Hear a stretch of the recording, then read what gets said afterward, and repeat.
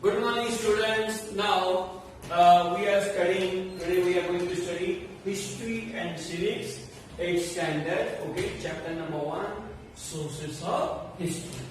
Now, okay, sources of history is the chapter number 1 in the 8th standard in the history and civics.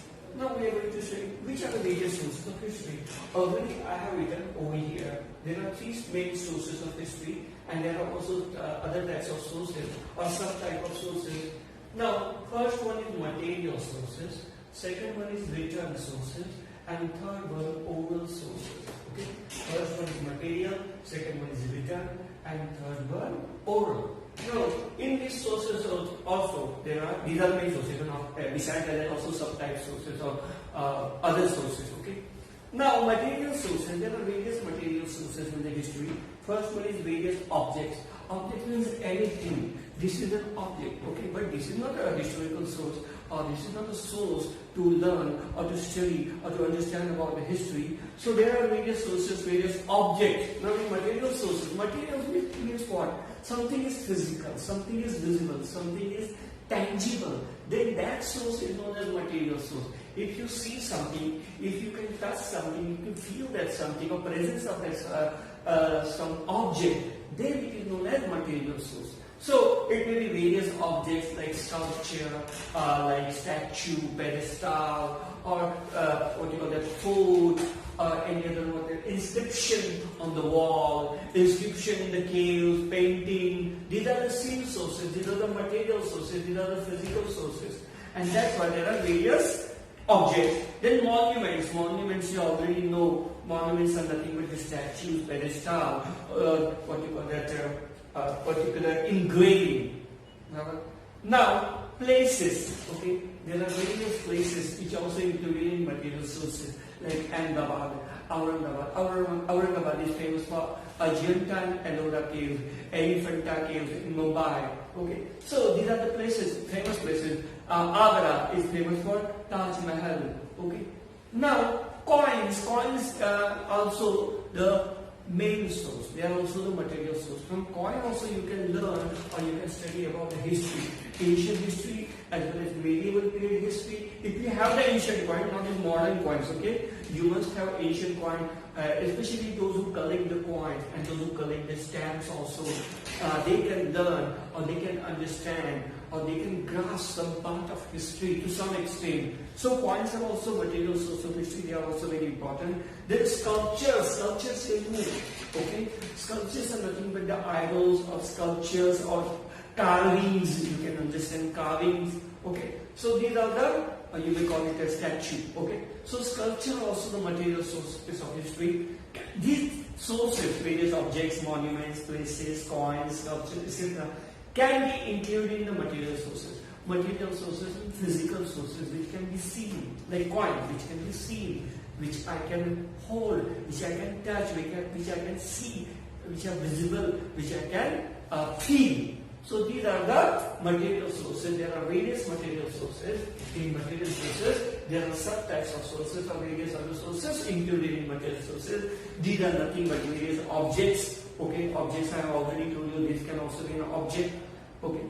Then monuments I already told you, big monuments like Shivaji Maharaj statue, or you make a Sardar Vallabhbhai Patel's statue in Gujarat at Ahmedabad. Okay. Then places, various places I already told you, like Taj Mahal at Agra, Ahmedabad. Aurangabad is famous for Ajanta and Ellora caves, Elephanta caves, and various other places. Then coins I already told you, then sculptures, etc. can be included in the material source of history. These are the material sources. This is the first type. Okay. Now we'll go to second, written sources. Which are the written sources and which are the subtypes of the written sources?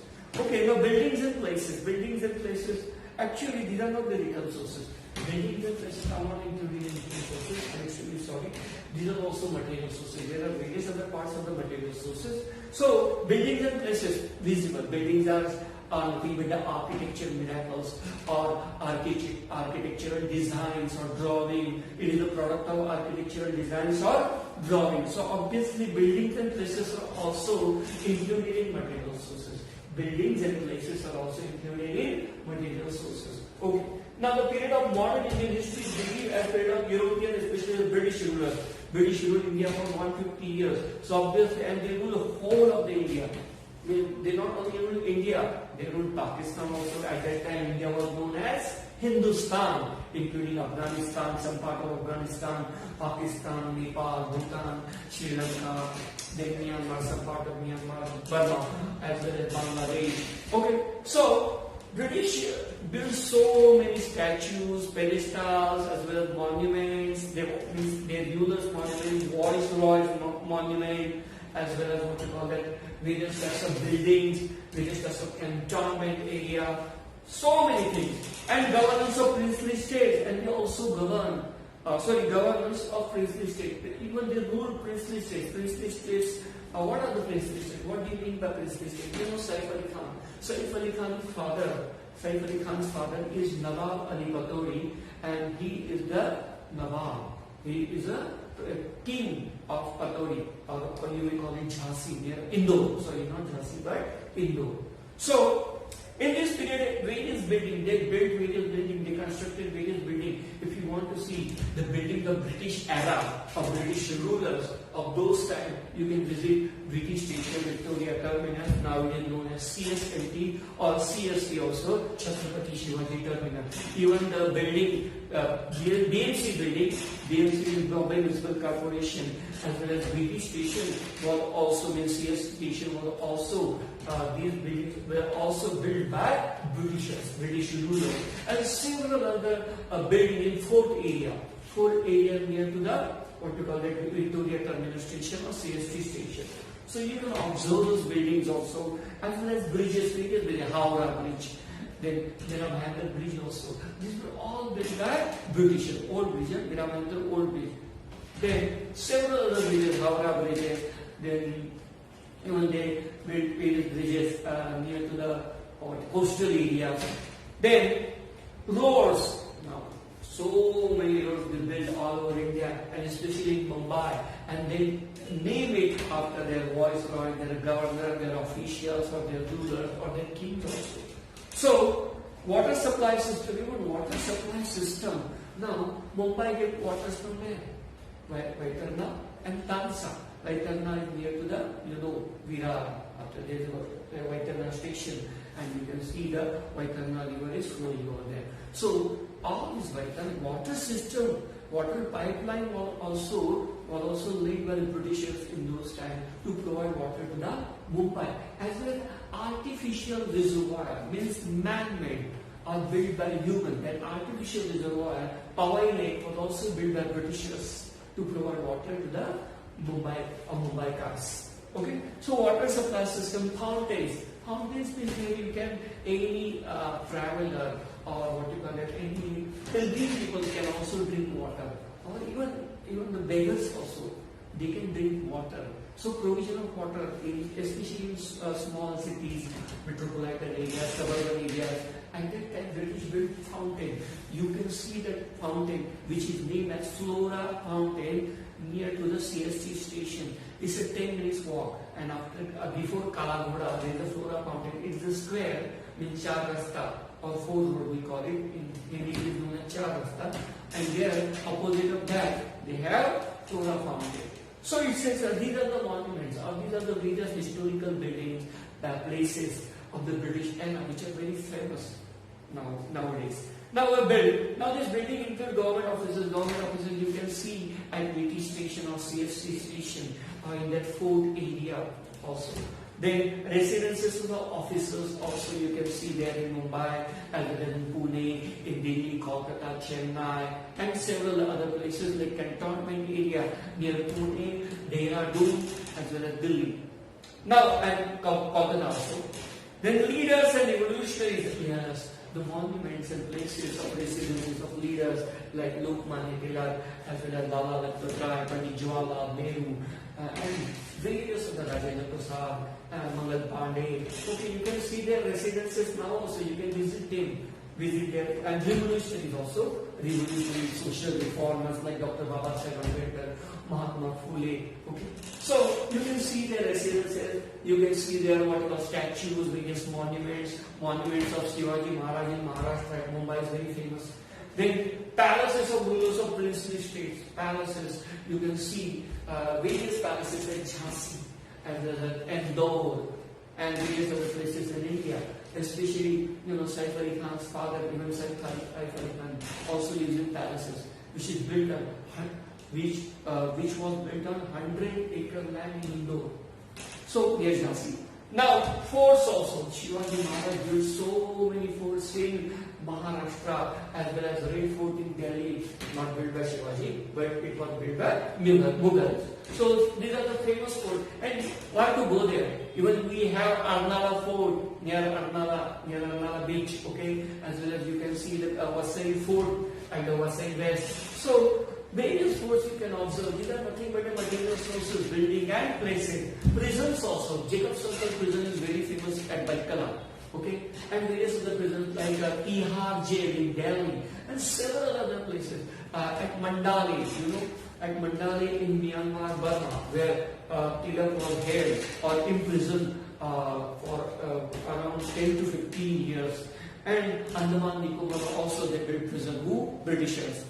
So these are the very famous places. You can visit them, you can study them, you can study the history of that place as well as the revolutionary leaders and British rulers and our ancient history also.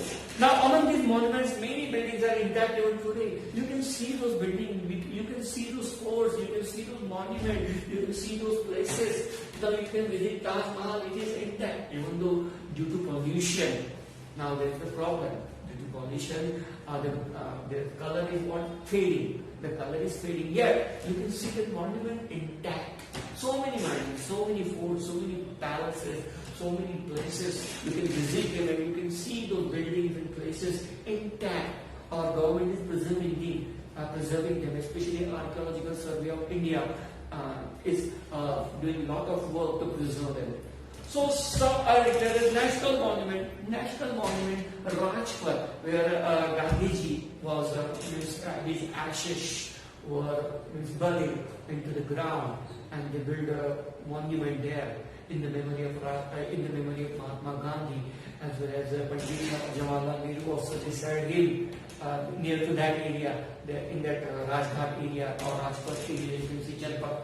They also have a monument of Pandit Jawaharlal Nehru, where his ashes were also buried. So Indira Gandhi also. So many places are national. These are declared national monument, national treasure of India.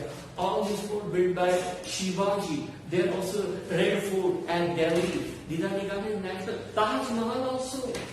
Okay, these are the national monuments. These are very important. Red Fort, Taj Mahal at Agra, and so many. Now, whereas some are converted into museum, some are converted into museum also, especially cellular jail in Andaman. You can visit Andaman Nicobar Island and you can have cellular jail there where Veer Savarkar was kept there, imprisoned there for around 10 years, but he sneaked away afterwards. So you can visit those monuments, you can visit those places, you can see those monuments, you can see those places, and you can make observation, and you can study the history very well. Okay. Now you can understand history from that. Now while visiting these sites, we get information about contemporary history. Contemporary history means history of those periods. History of not current period, not modern history, but contemporary history. Now architecture, Mughal architecture, British architecture, Indian, Hindu architecture, Islamic architecture you can see. Taj Mahal is nothing but Islamic. It is the work or design of Islamic architecture. Okay, several Gothic churches all over India and especially in Mumbai, Goa, as well as Kerala, you can visit them. This is nothing but a Gothic structure. It is what a Gothic structure means, confluence of Roman architecture and Greek architecture. Okay, so you can see these kinds of architecture. Even at CST, why to go there? Even at CST in the fort area, you can see British architecture. Okay, nature of the monuments, you can see various monuments and understand their nature, and also the economic condition of that particular area. And from those monuments, okay, or those places when you visit that, you can understand the history and economic condition of those times, economic condition of Indian people as well as British rulers of those times. You can guess that, you can understand that. Okay. Now just said during the visit to cellular jail in Andaman, we get information about the revolutionary work of Veer Savarkar. It is also called Veer Savarkar is also known as Veer Savarkar. So when you visit the Andaman jail, cellular jail, you can understand the work done by Veer Savarkar. He was a revolutionary. He was also a freedom fighter. Now by visiting Mani Bhavan in Mumbai, Mani Bhavan, when you say Mani Bhavan, it is related to Mahatma Gandhi. And Sevagram Ashram at Wardha, where Mahatma Gandhi built his ashram to help the poor and to raise awareness among the people about Swadeshi as well as about the revolution or freedom struggle against the Britishers or British rulers, okay, tyrannical rule of the Britishers. Okay. So you can visit those places, you can see the charkha, you can see those places and various various things, various items used by Gandhiji and Gandhiji's disciple. You can see that, you can observe that, and you can understand the history. Now we get information about the history of Gandhi Lila. This Gandhi Lila, meaning how he started freedom struggle, how he raised awareness about Swadeshi, how he practiced himself Swadeshi. Okay? That you can understand by visiting such kinds of places like Mani Bhavan and Sevagram Ashram at Wardha. Okay? And even a Sabarmati Ashram in Gujarat also. You must visit that. It is Gandhi's it is Gandhi's means when he first started the Swadeshi movement. Okay, that you can understand and you can see. Now you can study. Now, do you know museums and history? For the study of history, various objects, painting, photographs, and such other things are preserved in a museum. You can see any museum here in Mumbai. You can visit Prince of Wales Museum. Near CST, 7 minutes walk or 10 minutes walk from CST station. So you can visit those museums and you can understand history. Now for the point of history, various objects, you can see various objects, old objects, ancient objects, okay. Then paintings drawn of those period by famous painters, then photographs of those period, and such other things are preserved in the museum. They are preserved, they are kept intact to understand and to study the history, and especially for the historian and common people also. At the Aga Khan Palace in Pune, we can see different objects, documents giving information about the life of Mahatma Gandhi. Aga Khan Palace is built in Pune. Actually, Aga Khan Palace was the ruler. Aga Khan was a ruler, and he built a palace in Pune. But actually, it was converted now into museum, and you can see various items and various things used by Gandhiji and Gandhiji's disciple. You can visit that place and you can understand the Gandhian era or Gandhian history or Swadeshi movement and freedom struggle. Everything you will come to know, and that's why you must visit these places. So now Aga Khan Palace you can see here in your books also. Now statues and memorials. The statues are very important. You can see statues. Even in Iraq also we have some statues. Okay, erected somewhere. And Mumbai there were so many statues. There are so many statues. Sorry. Now memorials also. During the pre-independence and post-independence period, memorials of many personalities were erected in the form of statue.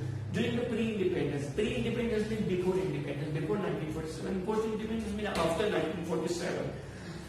Memorials of many personalities. Memorials means, in memory of them, like Shivaji Maharaj, Pandit Jawaharlal Nehru, Mahatma Gandhi. So, Sardar Vallabhbhai Patel, Sardar Vallabhbhai's memorial or statue you can see in Ahmedabad. It is the largest statue in the world now. So, these are the many personalities who were erected in the form of statues. You can see the statues, you can observe and you can visit them and you can study the history, you can understand the history. Now, historical significance of the statues of the memorials you can understand. Now, these statues are also important for the study of modern Indian history. Modern Indian history. Okay. So, to understand the modern means post-independence, pre-independence as well as post-independence history, you can understand the modern historical significance of those statues, of those monuments, of those memorials. Now, the various statues provide information about the contemporary rulers. Contemporary rulers mean those rulers like British rulers. And India was not just ruled by the Britishers, it was also ruled by Portuguese, as well as French, Dutch, okay? And Mughals is Muslim rulers also. So how can you forget them? So even in Vasai, if you visit the Vasai coastal area, especially the coastal area, inner pockets of the Vasai, you can see various statues, memorials, or various forts built by the Portuguese. Okay, and afterward they were captured. Afterward they were captured by Marathas. Okay, but you can see them.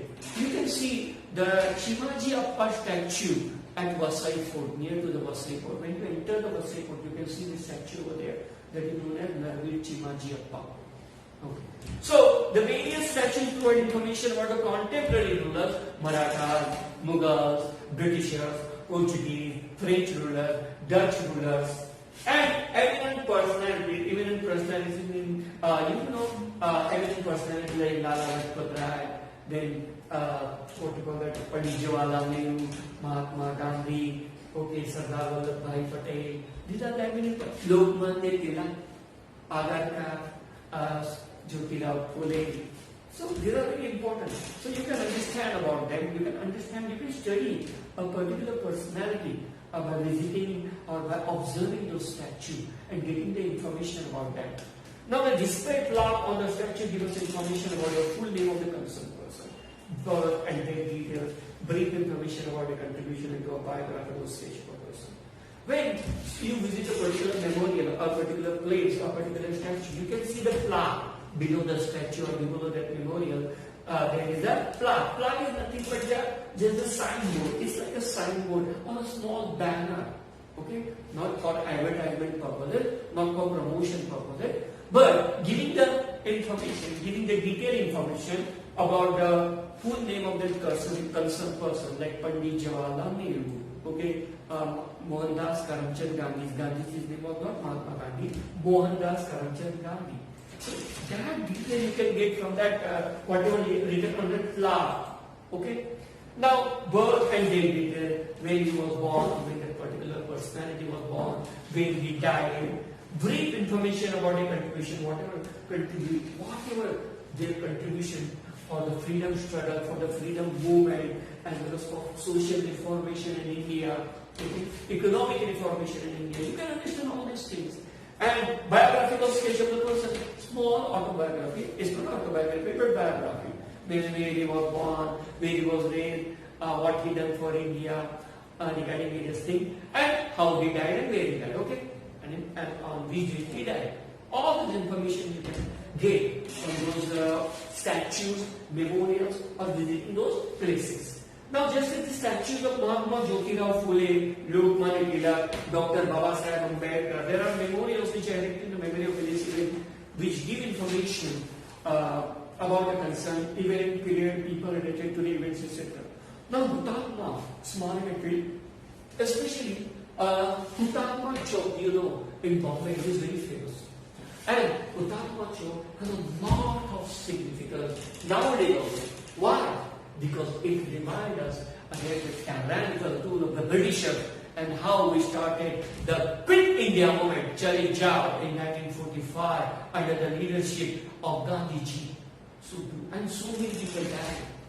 So many people were brutalized by the British tyrannical rulers. So you can understand all that history by visiting Hutatma Chowk or getting all the information about the Hutatma Chowk. And Hutatma Chowk is not just in in Mumbai, it is various cities also. So you can visit those places, visit those memorials, visit those statues, observe them, and you can study them and you can understand the historical significance of them as well as history of contemporary period, means pre-independence and post-independence and freedom struggle. Now, these are what, material sources. Whatever we studied just now, or till now, is nothing but the material sources. Materials means physical sources, which we can see, which we can observe, which we can study, which we can touch, which we can feel. These are the tangible and visible sources. Now we are going to study written sources. We are going to study written sources. The following aspects are included in the written sources. Now, which are the written sources? Written means in writing, inscriptions, okay, inscribing on the wall, engravings on the wall, even paintings also, okay. But now we will go for first newspaper and periodicals. Newspapers, we know, generally they create awareness every day. Okay, in ancient, in pre-independence period also, as well as in post-independence period also, as well as in the modern era also. Even you are reading digital newspaper. Nowadays, people don't like to read newspaper, especially the current generation. Okay, they want digital newspaper in their mobile phone, and it is available. So obviously, but it is a newspaper. Even though it is an e-newspaper, it is called newspaper. So newspaper is a vital source of information about history. You cannot ignore newspaper, and newspaper reading is a good habit for everyone, and especially for the student. You just read newspaper every day, and you will understand all the current affair or whatever happening in the world, every corner of the world, and every corner of a great country. So, written sources. Now, newspaper and periodical. Newspaper provides information about a contemporary event. Contemporary events means a past event as well as current events. Now, along with it, detailed analysis of a particular event. Now, detailed analysis of a particular event. Why that event occurred? Now, there is stand up. You already see on the on your mobile also, in your mobile also, on the TV also, television sets also, and news also. There is a stand up between the Indian soldiers, Indian military and Chinese military. This is not new to us. Okay, Chinese have attacked Indian soldiers. Okay? Chinese soldiers attacked Indian soldiers, but we retaliated furiously. Okay, but these things are not new. These skirmishes, these scuffles, these wars, battles, these are nothing new for us. Okay, why? Because it happened in 1962, in 1967, and in 1975. Just go and search in Google Chrome browser, and you will understand everything. So all these things come to know through newspapers. E-newspaper, digital newspaper, or physical newspaper. Okay. So copy of a newspaper. Along with the details of a particular event. That event is particularly detailed, analyzed in detail. And views of eminent people. What are the views of the political leaders, experts? Okay. That views are also given in the newspaper. Then editorials are also published. Editorials mean what are the views, opinions, and expressions of editor of that newspaper. Editor is a native because he creates the newspaper, he publishes the newspaper. So his views are also very important. Also these things you can study. You can study the history through newspaper also. And that's why newspaper are the vital source, vital written source, not just vital source, vital written source. To study the history, to understand the history, and they are also very important. Now we get information about the politics, social, whatever happening in the society in India as well as all over the world. Then economic situation of a country, of the world, and cultural happenings, okay, of that period. Then not just current period but also past period. Newspaper doesn't provide just the current period or whatever happening in modern period or modern history. It provides vital information about the past events, past history or contemporary period also. Now in the pre-independence period, newspapers like Nyanodaya, Jnana-Prakash, Amrit Bazaar, Patrika, Dinabandhu, Keshi acted as an important source of awakening the minds of the people. Now, actually, instead of watching whatever like YouTube or other social media platform, using social media platform, they are not totally bad, but you must avoid it. As a student, you must avoid it. And you should read newspaper because it's other sources have audiovisual source, audiovisual impact, and it is a temporary. You just see it, observe it, you just listen to it and just forget it. But newspaper have a lasting impact on our personality, on our life. Why? Because you are reading it. And you are reading it and you are understanding it. You are grasping all the historical information as well as current information. So these were the newspapers of those times, which were Jnanodaya, Jnana Prakash, Amrit Bazar, Patrika, Dinabandhu, Keshri, you know, Keshri, the first newspaper, Marathi newspaper started in Maharashtra by Lokmanya Tilak.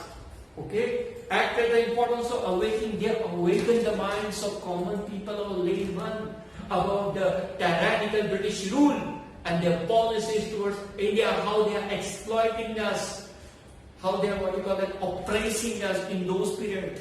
All these things were written, all these things were found in those newspapers to awaken the people from the sleep, from the deep sleep.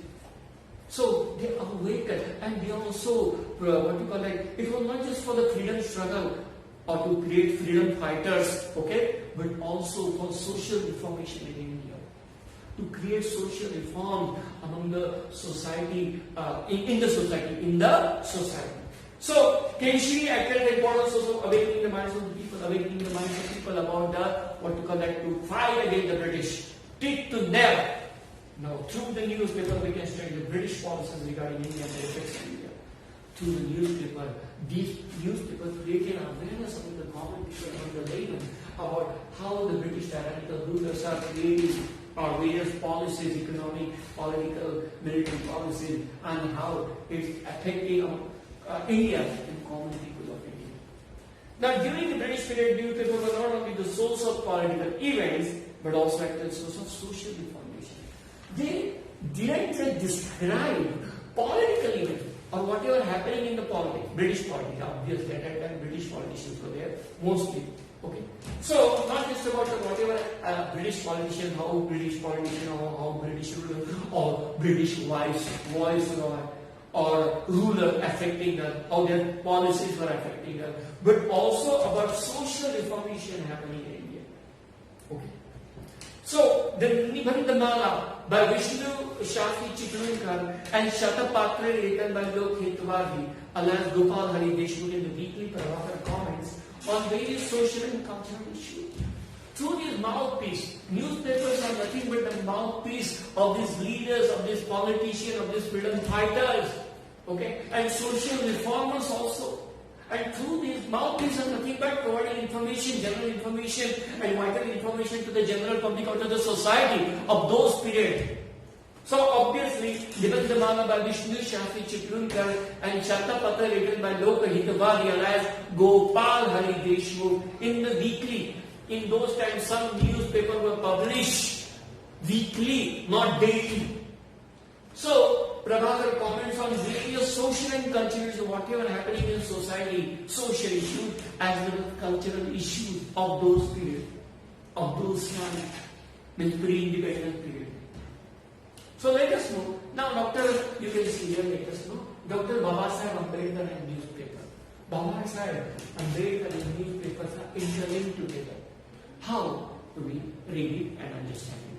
Now in January 1920, Dr. Babasaheb Ambedkar started fortnightly. Now fortnightly means not night. Fortnightly means 15 days, means twice in a month. Suppose any newspaper or periodical is issued or published on 1st of suppose this is the month of June, 1st June, then again it will be issued on 15th June. And afterward, that newspaper will be issued on 1st July. That is called fortnightly. 15 days gap. 15 days gap. After 15 days gap, that is known as fortnightly magazine or fortnightly newspapers. Okay. So Ambedkar is fortnightly Mukanayak. It is not a newspaper. It is like a periodical. But later, Dr. Ambedkar had to leave for higher studies to England. But afterward, Ambedkar, to study the law, he went to England, and once he handed over his paper to his colleague, so he handed this newspaper with whatever publishing work they have to then, he handed it to his colleagues, other friends, or working with him. In April 1927, Dr. Ambedkar started a newspaper, Bahishkrit Bharat. In 1927, Ambedkar started Bahishkrit Bharat. And why? Bahishkrit Bharat is the, what you call the appalling situation, appalling and dire condition of what you call that untouchables, especially untouchable and lower caste.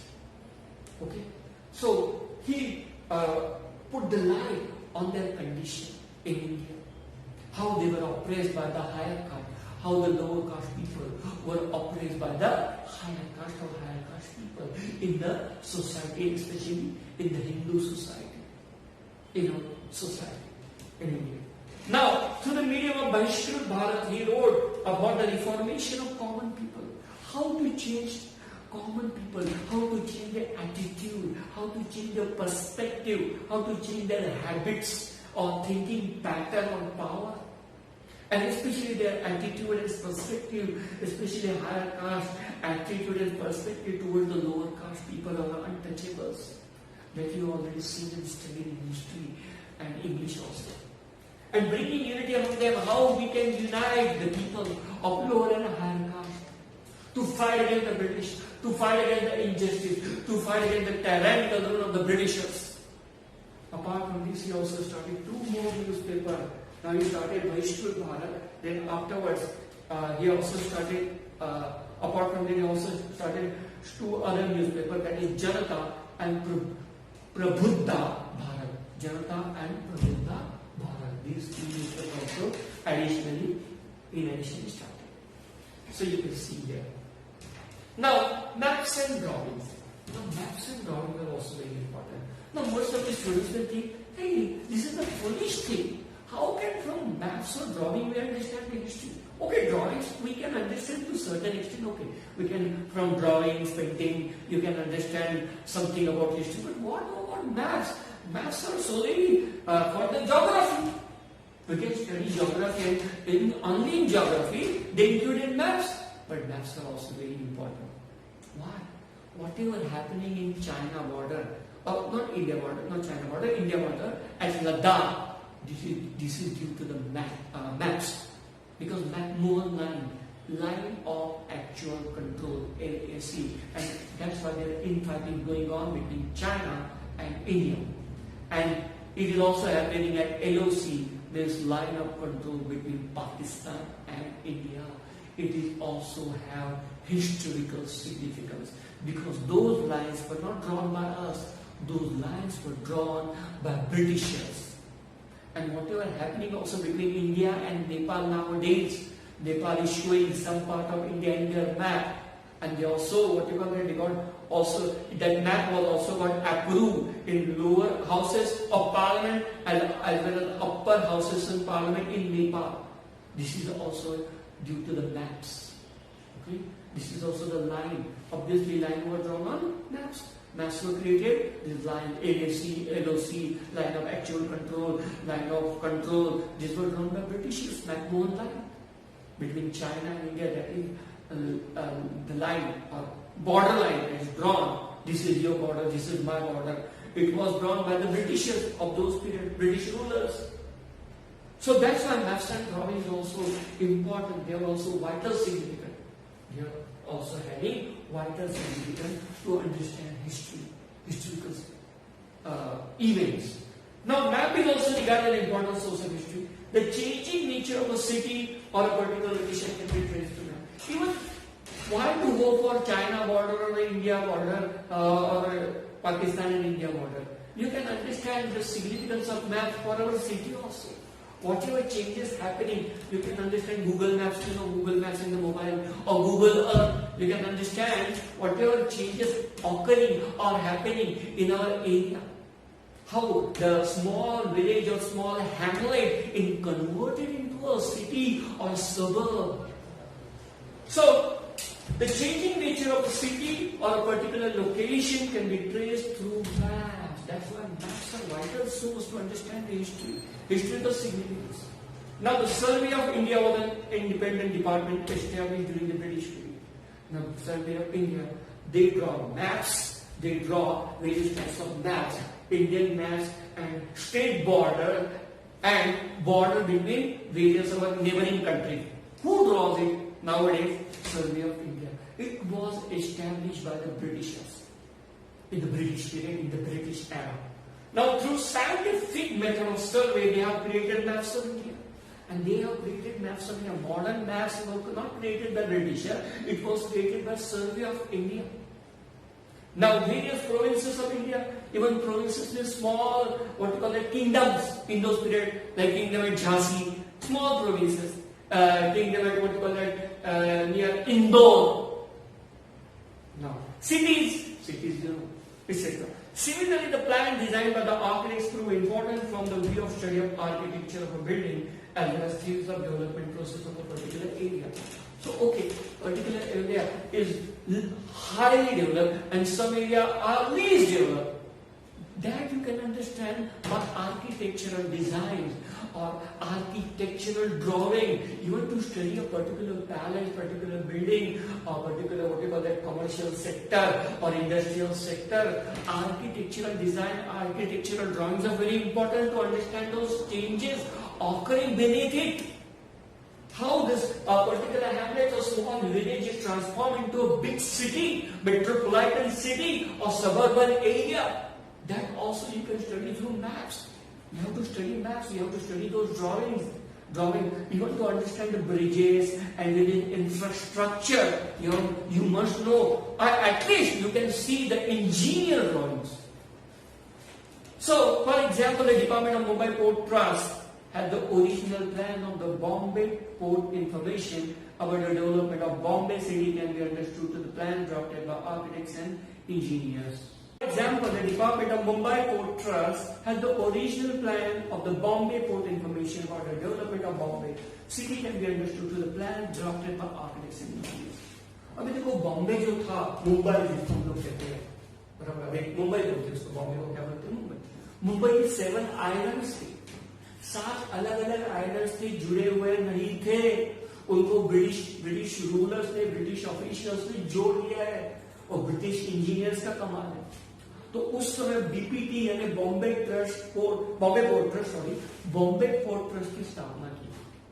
अब तुम Bombay port trust को visit करोगे और वहां जाके as a student का, not alone but in a group, तुमको group में जाना पड़ेगा स्कूल की तरफ से या क्लासेस की तरफ से, और उसके पहले उनको प्रायर इंटीमेशन देना पड़ेगा कि हम लोगों को सब कुछ जानना है, हिस्ट्रिकल मेथड और हिस्ट्री के बारे में हम लोग जानना चाहते हैं, मुंबई के बारे में जानना चाहते हैं.